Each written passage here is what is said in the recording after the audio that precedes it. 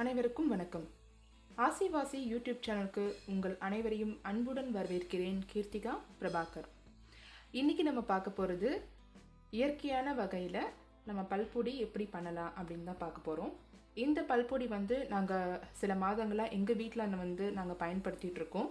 இன்றைக்கி நம்ம இயற்கை வழியில் டூத்பேஸ்ட் நம்ம தயாரிக்க போகிறோம்.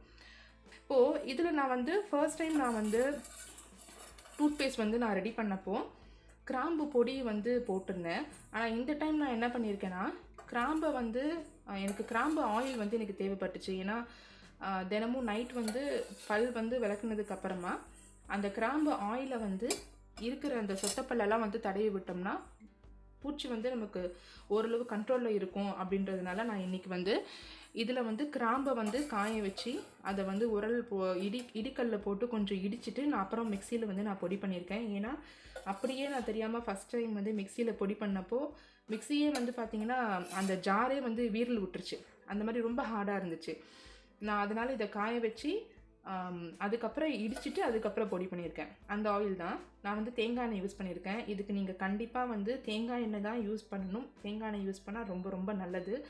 ஏன்னா தேங்காய் எண்ணெயிலையுமே பார்த்திங்கன்னா அந்த பற்களுக்கு நல்லது தரக்கூடிய பொருட்கள் ரொம்ப அதிகமாக நிறைஞ்சிருக்கு. பல் அப்படின்னாலே நல்லெண்ணெய் யூஸ் பண்ண சொல்லுவாங்க, இல்லை தேங்காய் எண்ணெய் யூஸ் பண்ண சொல்லுவாங்க. ஆனால் அந்த பர்டிகுலராக இந்த பேஸ்ட்டுக்கு தேங்காய் எண்ணெய் ரொம்ப நல்லது. இப்போ இதில் நான் சொன்ன மாதிரி என்னென்ன நமக்கு தேவைப்படுதுன்னா, கிராம்பு நான் இதில் ஏற்கனவே போட்டிருக்கிறதுனால நான் உங்களுக்கு காட்டலை. 10 கிராம் கிராம்பு நான் எடுத்திருக்கேன். குழந்தையும் யூஸ் பண்ணுறதுனால நான் 10 கிராம் கிராம்பு தான் போட்டிருக்கேன். ஏன்னா கிராம்புக்கு காரத்தன்மை அதிகமாக இருக்கும்ட்டு. நீங்கள் கொஞ்சம் கொஞ்சமாக கூட்டிக்கோங்க. 20 கிராம் கூட நீங்கள் கிராம்பு போடலாம். இது பார்த்திங்கன்னா கறி, அடுப்பு கறி. இது வேப்பிலை பொடி. வேப்பிலை இங்கே எங்களுக்கு மரம் இல்லை. அதனால நாங்கள் வேறு வழி இல்லாமல் நான் பொடியாக தான் நான் வாங்கியிருக்கேன். ஆனால் நம்ம ஊரில் வேப்பிலை ஃப்ரெஷ்ஷாகவே கிடைக்கும். நீங்கள் அதை நிழலில் உணர்த்தி அதை அப்புறமா பொடி பண்ணிக்கோங்க. எந்த ஒரு இலைத்தலையும் நீங்கள் ட்ரீட்மெண்ட்டுக்கு பயன்படுத்துகிறப்போ வெயிலில் நீங்கள் காய வைக்கக்கூடாது. அதோட சக்தி முழுவதும் அணைஞ்சு போயிடும். நமக்கு எக்ஸாக்டாக கிடைக்கணுன்னா வீட்டுக்குள்ளேயே நீங்கள் பறித்து உருவி போட்டிங்கனாலே போதும்.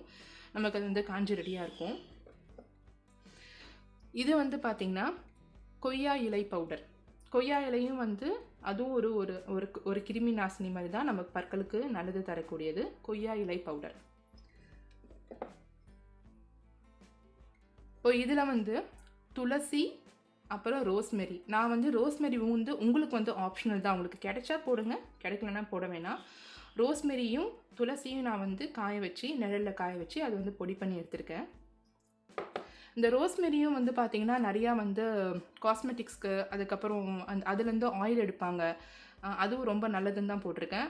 இன்னொன்று ரோஸ்மெரி அதோட வாசமே ரொம்ப நல்லாயிருக்கும். இந்த டூத்பேஸ்ட்டுக்கு கொஞ்சம் வாசம் தரத்துக்காக நான் போட்டிருக்கேன். இதுதான் ரோஸ்மெரி. இதை நான் உங்களுக்கு காட்டுறதுக்காக தான் நான் அரைக்காமல் வச்சுருக்கேன். இதில் 2 கலர்ஸ் இருக்குது. நான் 2மே நான் பறிச்சுட்டு வந்தேன். இது நான் வீட்டிலேயே உலர்த்தினது தான். இது நீங்கள் இலையை மட்டும் நான் பூவும் இலையும் சேர்த்து தான் போட்டிருக்கேன். காம்பு போட்டிங்கன்னா அந்தளவு மசியறதில்லை. நான் ட்ரை பண்ணி பார்த்தேன் போன வாட்டி. குச்சி குச்சியாக இருந்துச்சு, அதனால் நான் காம்பு போடல. காம்புலையுமே வாசம் இருக்குது, ஆனால் அது போட்டால் மசியல, அதனால் நான் போடல. இப்போ இந்த இலையை தான் இலையும் பூவுமாக சேர்த்து பொடி பண்ணி வச்சது தான் இந்த ரோஸ்மெரியும். அதில் கொஞ்சம் துளசியும் சேர்த்துருக்கேன். இது பார்த்திங்கன்னா ஆரஞ்சு தோல். இந்த ஆரஞ்சு தோலுமே நமக்கு ஒரு ஆன்டி ஆக்சிடென்ட் மாதிரி தாங்க.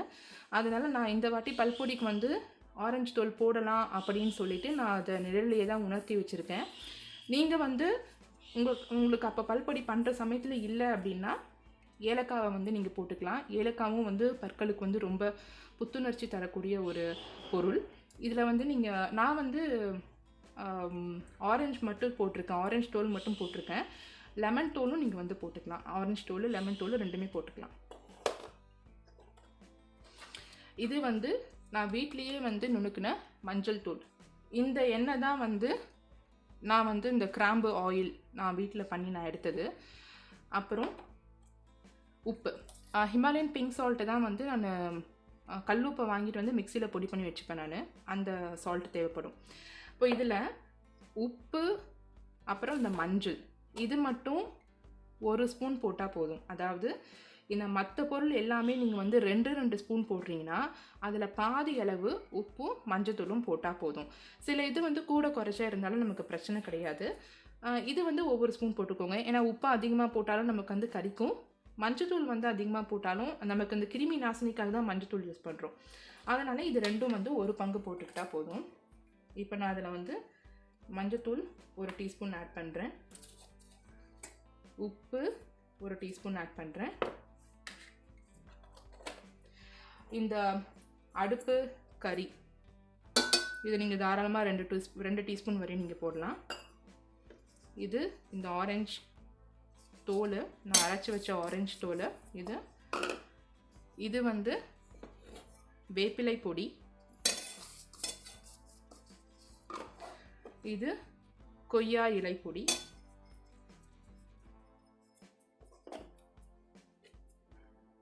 இதில் வந்து ரோஸ்மெரியும் துளசியும் இருக்குது. அவ்வளோதான். இது எல்லாத்தையும் போட்டு நம்ம தேங்காய் எண்ணெயில் நம்ம மிக்ஸ் பண்ணிக்கணும். எங்களுக்கு இங்கே வந்து தேங்காய் எண்ணெய் ஏற்கனவே நான் சொன்ன மாதிரி உறைஞ்ச நிலையில தான் வந்து எங்களுக்கு தேங்காய் எண்ணெய் வந்து இருக்கும். அதனால் எங்களுக்கு என்ன பிரச்சனை ஆகிடுச்சு, நான் போன வாட்டி வந்து தேங்காய் எண்ணெயில் எல்லாத்தையும் மிக்ஸ் பண்ணி வச்சுட்டு நான் ஏற்கனவே யூஸ் பண்ண பேஸ்ட் டியூப் இருந்துச்சு, அந்த டியூப்பில் வந்து நான் போட்டு ஃபில் பண்ணி வச்சுட்டேன். காலையிலே எந்திரிச்சு பார்க்குறேன், அழுத்துறேன் வரவே இல்லை. என்னடான்னு பார்த்தா அந்த தேங்காய் எண்ணெய் எல்லாம் ஃபுல்லாக உறைஞ்சி போயிட்டு ரொம்ப கஷ்டமாக இருந்துச்சு. அப்புறம் அதை நான் வந்து உறைஞ்ச தேங்காய் எண்ணெயை வந்து நம்ம வந்து பேஸ்ட் மாதிரி வரணுமேன்ட்டு அதை ஒரு ஹேர் ட்ரையரில் போட்டு நல்லா சூடு காட்டி அதுக்கப்புறமா தான் நாங்கள் வந்து எடுத்தோம். அது எங்களுக்கு ரொம்ப கஷ்டமாக இருந்துச்சுன்ட்டு நான் வந்து என்ன பண்ணுறது, இது ஒரு ஏர்டைட் பாக்ஸில் போட்டு நான் வச்சுப்பேன். அது வச்சதுக்கப்புறமா எப்பப்பெல்லாம் எனக்கு வந்து பேஸ்ட் வந்து தேவையோ அப்பப்பெல்லாம் கொஞ்சம் கொஞ்சமாக எடுத்து நான் தேங்காய் எண்ணெயை வச்சு சூடு பண்ணி அதை மிக்ஸ் பண்ணி நான் வந்து எடுத்துக்கிறது. இப்போ இதில் வந்து நீங்கள் ஃபுல்லாக வந்து தேங்காய் எண்ணெயை வந்து விட்டு மிக்ஸ் பண்ணிவிட்டு நீங்கள் வந்து ஒரு ஏர்டைட் பாக்ஸில் போட்டு வச்சுக்கோங்க. நான் ஏற்கனவே வந்து வீடியோ எடுத்து வச்சுருக்கேன். அதாவது நம்ம பேஸ்ட்டெல்லாம் வந்து பண்ணிவிட்டு தேங்காய் எண்ணெயை மிக்ஸ் பண்ணிவிட்டு பார்த்தா எப்படி இருக்குன்ட்டு அதை வந்து நான் உங்களுக்கு ஃபோட்டோவாக நான் உங்களுக்கு அப்லோட் பண்ணுறேன்.